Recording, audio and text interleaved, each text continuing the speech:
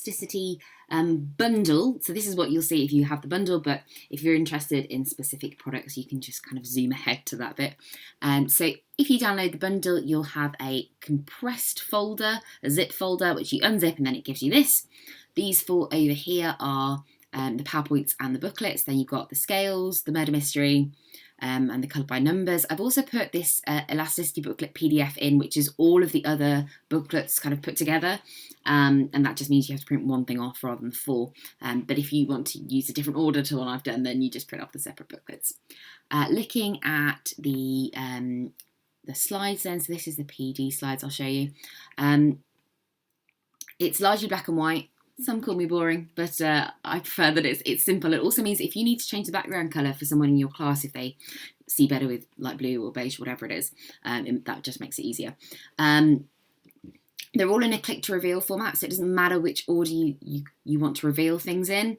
I find that helps with the flexibility. You can kind of go in different directions depending on what your class, kind of what direction your class takes you in. So I started with some percentage change skills here because I think it's just really, really important to have that in place before you then start introducing all the other complex bits. So we've got explanations, we've got quick tasks,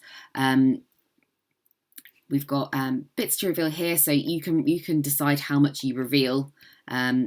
We've got the determinants, and we've got analysing the likely price sensitivity. So this is really before they even understood what the particular formula is and stuff like that, looking through and comparing the different sensitivities, and you can choose either you can choose the four goods that they use if you're being strategic about the markets that you're using, or they can pick goods, so they get the breadth there. There's discussion activity, there's lots of recaps. It recaps very, very frequently because I think in this topic there's a lot of details that students can get missed. Worked examples, again, you kind of work through them and it has everything there for you. There's independent practice, so this is 10 questions. They do get a little bit tricky towards the end, but they start off nice and easy and then ramp up quite slowly. Again, more recaps, looking at the boundary values. Then we've got interpretation, looking at what whether it's inelastic or elastic or whatever it is. We've got the curves, and it does draw the curves for you.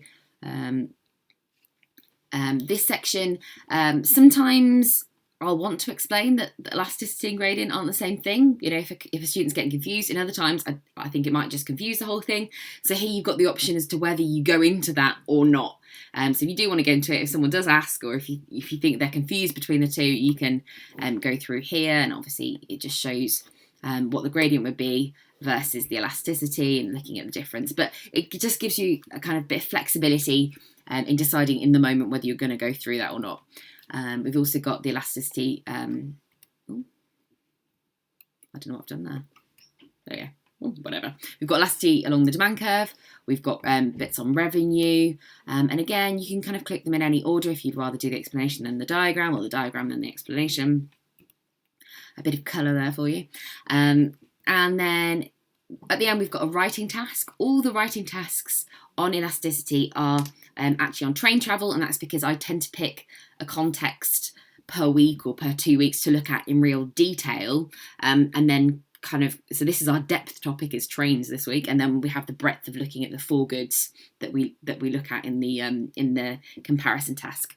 Let's just show you some. The others are quite similar. They're not as long as the PD because the PD has a little bit more in it, and it's the first time they're looking at it. At the end of the other three, so PES, XED and YED, there is a recap like this, so that you can compare the formulas and the scales or whatever. But again, it's flexible, so that if you teach, if you teach PD then PES, you can go in that order and just show what you want to show. And we'll come back to that in a minute as well, actually, because there's something else related to that. That's looking at XED. XED and YD are a little bit shorter. But again, we've got kind of what would happen here, and they're walking them through it. And then YED, let's go back. Little song for you there. So you've got discussion tasks. I love an always, sometimes never.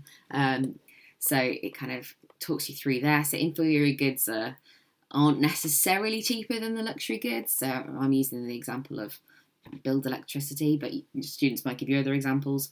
But again, just the flexibility to go in different directions there. Let's go back to this. Let's have a look at the suggested answers. So the answers are all in my terrible handwriting. We will go through the booklets in a minute, so I don't know why I'm doing it in this order, but hey. So they're all in my handwriting, so they're a bit scrawly, and they're not necessarily perfect answers, but it just gives you an idea of how it might be filled out. I've also tried to put as much as my workings on the exercises as possible. I know lots of teachers are a little bit nervous when it comes to the answers. It's just working how I got to that answer. Hopefully they're right. I'm pretty sure they're right. Not sure. Let's look at the big elasticity booklet, because then you see all of them in one go. So if you're purchasing if you're purchasing individual booklets, then you'll just get a bit of this. But you can see that it very closely follows what's going on screen. So it doesn't have everything that's on screen, because you don't want to write down everything that you talk about in lessons. But if it's helpful to write something down, for example, to get some notes down, then there's space to do that. Again, we've kind of got the comparison task, we've got the worksheets, just bits to write down where relevant. There's space for the writing task, but if you wanted to leave those bits out, if you wanted them to write on their normal lined paper, then you just leave those pages out when you print them. Very similar for income elasticity of demand, and cross price, and PES. If you want to print them in a different order, you should be able to do that. When you go to print, you can kind of you can put put the pages in a different order when you print them. So instead of going 1, 2, 3, you might want to go 1, 8, 7, 6, whatever. So that's that one. But it should take you through everything you need, and it's very close to what's on the screen, so it's very, very structured, which is good if you're perhaps short on time. You know that it's all just going to fit together, or if you're a little bit nervous about your teaching, that should give you that option. The elasticity scales that are at the end of the 3 PowerPoints, there's a printable version here. It's good for a crib sheet. It's good to kind of revise from. I think it's really good to be able to see the similarities and differences. And for me, and for a lot of the students I've taught, it's actually been helpful, because it makes it more obvious what the differences are. And actually that you're just learning the same thing once, and it's kind of repeated in lots of different ways. There's also a blank version that you might want to give as a test, or just as for students to fill in for their reference. I often actually just tell students to draw your elasticity scale. So if if my computer's not loading or something, and I've got 5 minutes and I just need to keep them busy, actually that's a really useful task that's helpful for them to do. It's very quick for them to do, and I often see the kind of scale scrawled on the side of their work sometimes where they're trying to work something out. Let's go to the elasticity mystery.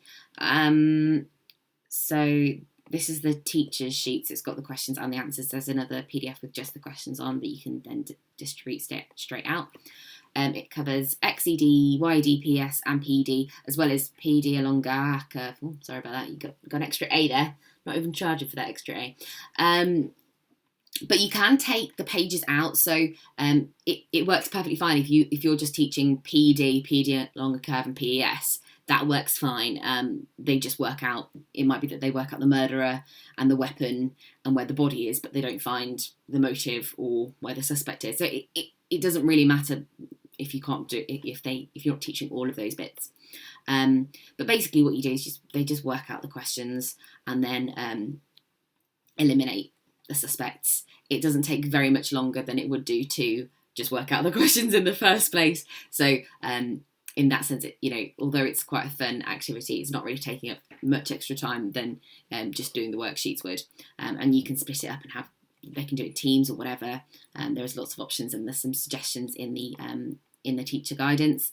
So we've got suspects and weapons and motives, where the body is, and where the suspects are.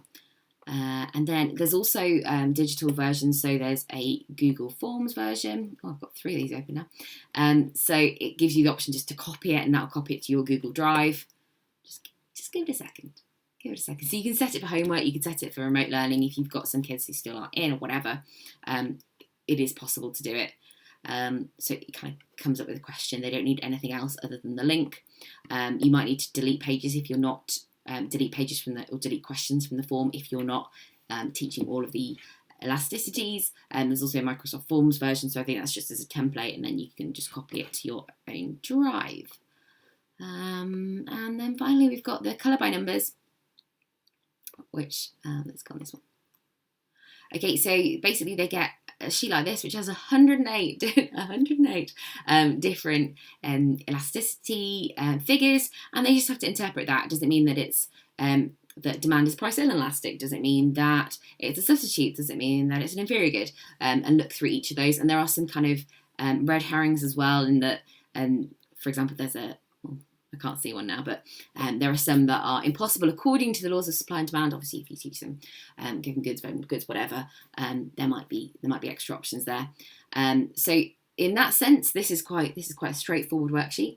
There is a bit of a more fun option, is that each of those then relates to a colour. So you might give a colour to everything that's price inelastic demand. The question number relates to one of these things. You colour it in. It makes a picture. In terms of educational value, this is quite a valuable exercise. There's a lot of it there. It's quite a valuable exercise. The colouring in, not so valuable, but there might be, a time of the year where it's appropriate to use. To be honest, I just had fun drawing it, so it's there for you. I deliberately haven't given colours, because then I think you end up with, oh, I need a brown pencil crayon, I haven't got a brown pencil crayon, I can't do it. So here you can kind of they can assign their own colours so that they use the colours that they've got. It's better to have this one blue and this one green, but honestly, it's not going to be the end of the world if it's pink and purple, and the picture should still be obvious as to what it is. And that just makes the classroom management side a little bit easier. So those are the products. If you have any questions or you want me to show you something in a bit more detail, just drop me a message.